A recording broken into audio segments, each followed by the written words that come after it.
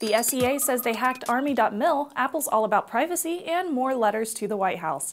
All that coming up now on ThreatWire.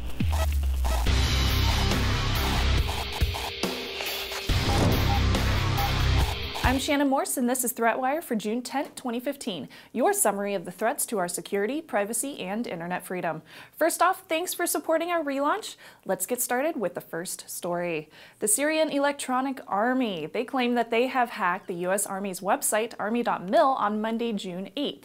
The website is mainly just used for news and public information, but pop-ups from the hack were displayed to visitors stating quotes such as, "Your commanders admit that they are training the people that they have sent you to die fighting," and one claiming that the hack came from the SEA. It is suspected that the hack originates from overseas, and the U.S. Army later took the site down and was confirmed as compromised.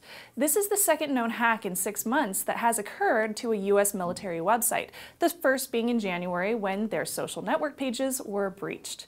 Now, the intruders may have gained access through the Limelight Network's content delivery network, as suggested by a screenshot on the SEA's Twitter account, which shows censored usernames, names, and emails of many military personnel. In a quote from a Limelight spokesperson to Ars Technica, quote, "We take security concerns extremely seriously, and in an abundance of caution, we are conducting a full investigation. At this point, we have no reason to believe any customer data has been compromised."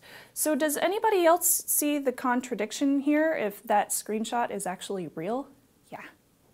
Earlier this week at Apple's annual Worldwide Developers Conference, the company shared some interesting aspects on their views on privacy as well as open sourcing their codebase. So firstly, Swift 2, the programming language for building apps in the Apple Club, is going to be open sourced, even allowing code that works with Linux distros. Woot! Awesome! So second off, Apple devices collect your data locally for better consumer usage. We kind of already know that, but Apple doesn't collect said data on their servers. This is a huge selling point for Apple products, due to the ongoing stretch of government fingertips and third parties to get anything that they want out of you.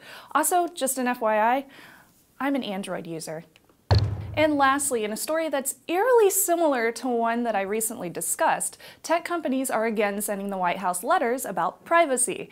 The gist of it is that the Information Technology Industry Council and the Software and Information Industry Association wrote, quote, "We urge you not to pursue any policy or proposal that would require or encourage companies to weaken these technologies, including the weakening of encryption or creating encryption workarounds," end quote.